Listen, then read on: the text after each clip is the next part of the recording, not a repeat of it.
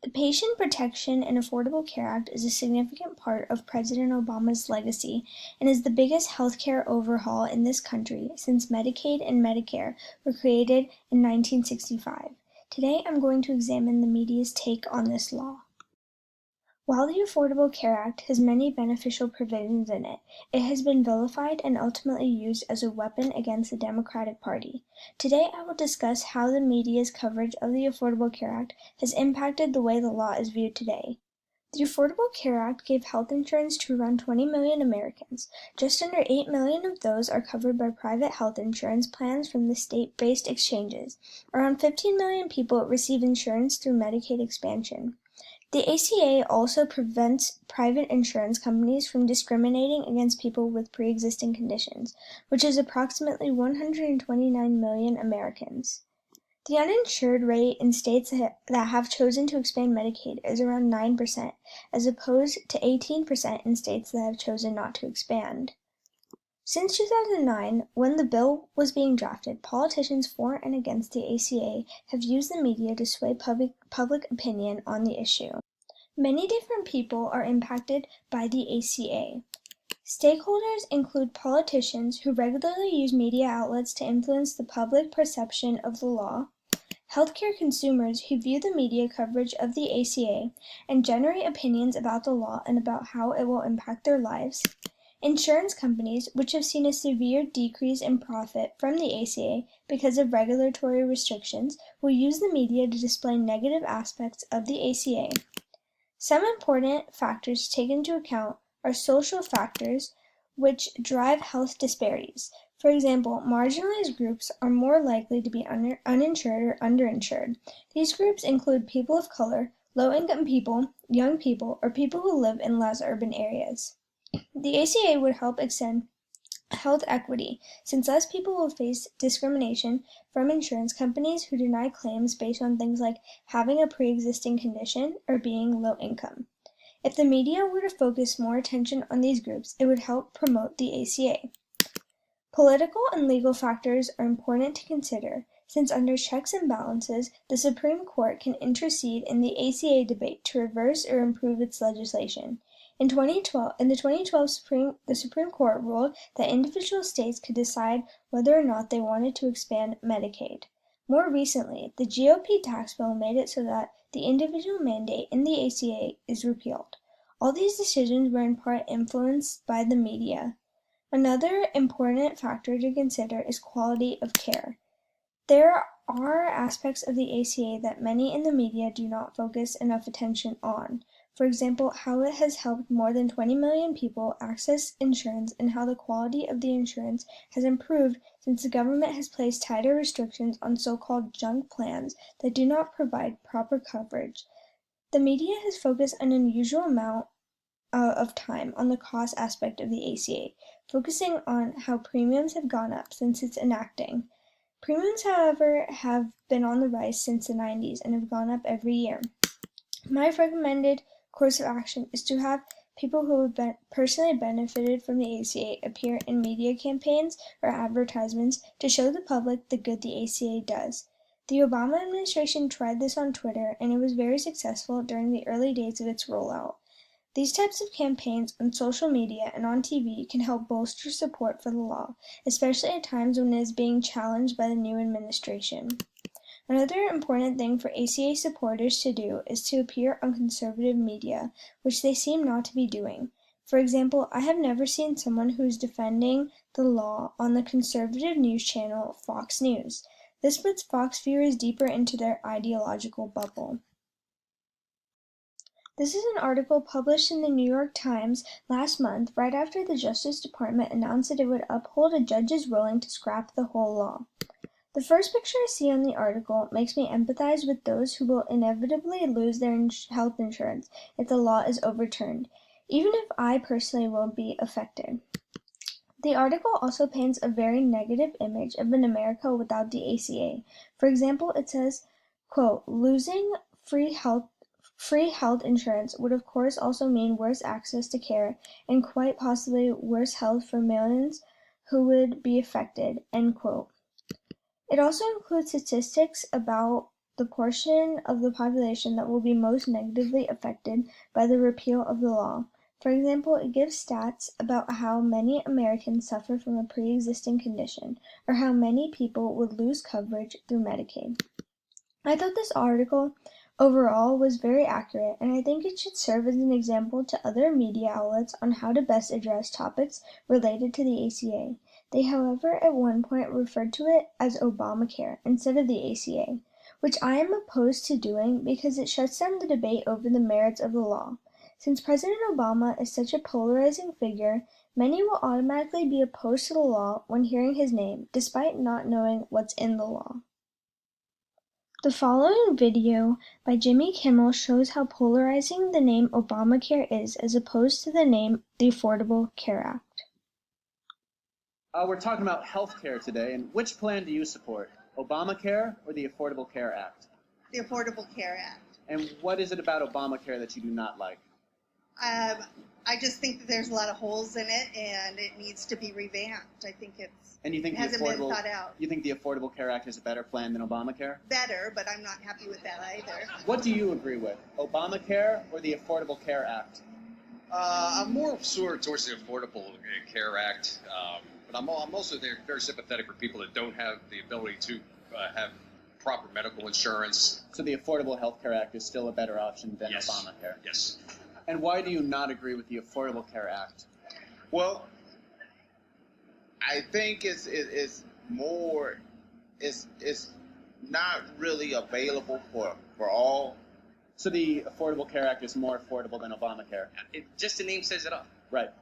You would agree with the Affordable Care Act? Absolutely. I think it's nice that everyone can afford it, and everyone should be able to afford it, but to force people to pay something and then doctors to make something, limiting their ability to do their job, was kind of anti-American. Right. So Obamacare is un-American? I think it's kind of un-American to force people. What if they can't afford it? What if they want more coverage? And the Affordable Care Act is American? I think it's more American because it allows people to make their own choices on what they want and who they want to work with. Do you agree with the Affordable Care Act or Obamacare? The affordable. And why do you prefer the Affordable Care Act over Obamacare?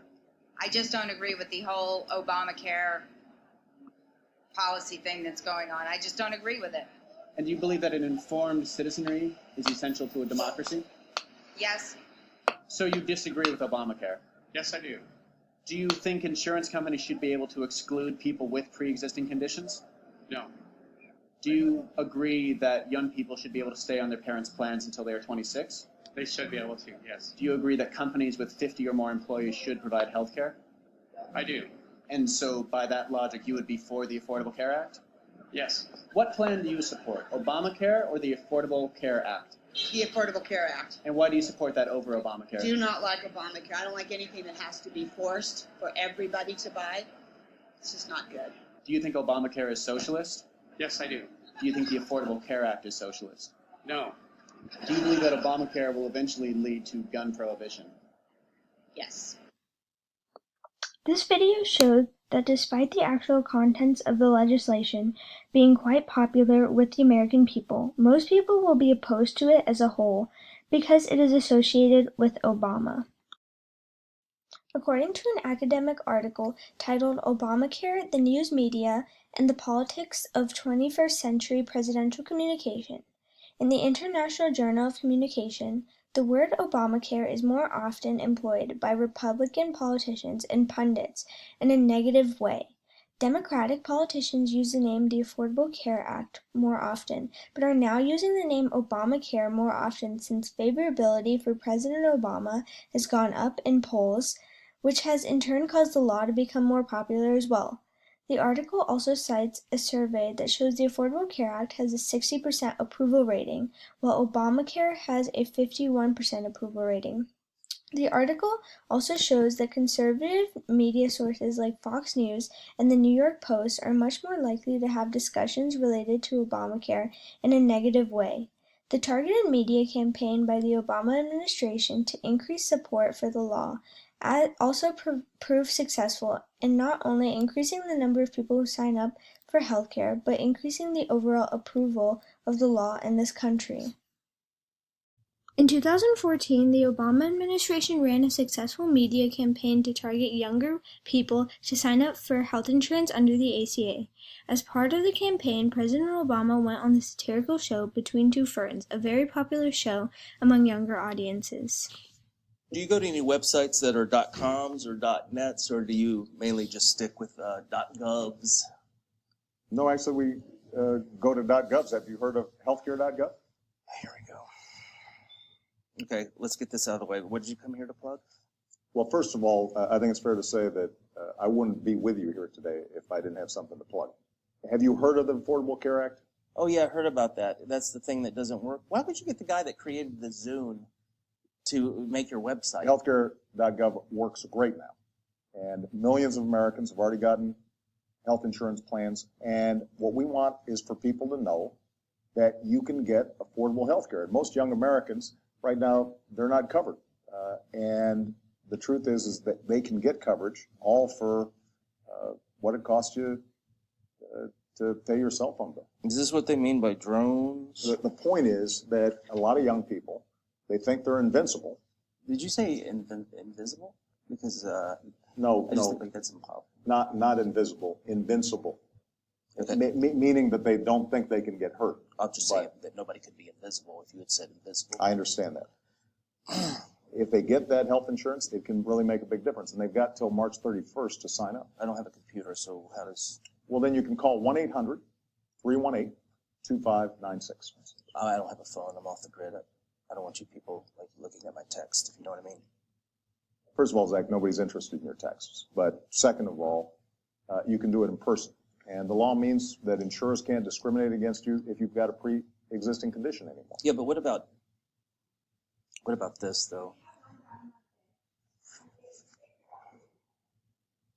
That's disgusting. How long have you had that?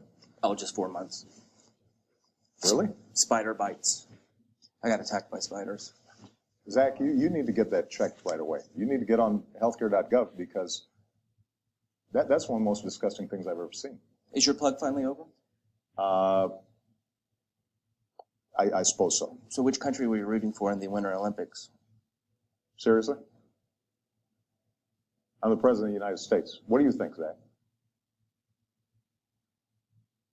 I want to thank President Obama for being on the show. I'm going to press this. Don't touch that, please.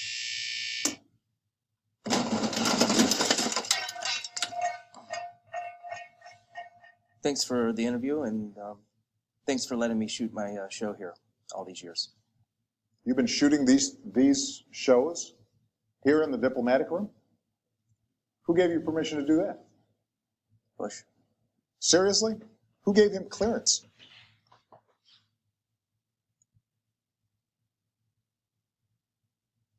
What's the spider bite? That's the other hand. It's everywhere. While it would be ideal for the media to call it the Affordable Care Act instead of Obamacare, that is unlikely to be the case because of how normalized the name has become. Instead, Democratic lawmakers should embrace the term and emphasize that the positive aspects of the bill go hand in hand with the term Obamacare. Democratic lawmakers should also acknowledge the shortcomings of the law and emphasize a need to improve the shortcomings. Dismissing the negative aspects of the law and gaslighting the American people will not benefit the public and won't let better solutions come to light. Democratic lawmakers typically do not go on outlets like Fox News and the New York Post because of their strong ideological differences, but it is necessary to reach out to their viewers in order to inform them about the good aspects of the ACA. Typically, coverage of the law on these channels is dismal, which makes appearing on them even more important. Our politics today have adapted in a way to fit the contemporary media environment. Politicians regularly utilize platforms like Twitter, Facebook, and Instagram to reach out to a new range of voters. Media campaigns on Twitter and Facebook that are present during repeal and replace efforts have proven successful a number of times. These campaigns were ultimately the undoing of the Trump administration's attempts to repeal the ACA in 2017. They also brought about a victory for Democrats who took back the House this past November. The law makes an effort to fix our broken healthcare system, and while it is not perfect, it should be improved rather than scrapped entirely. Here are my citations.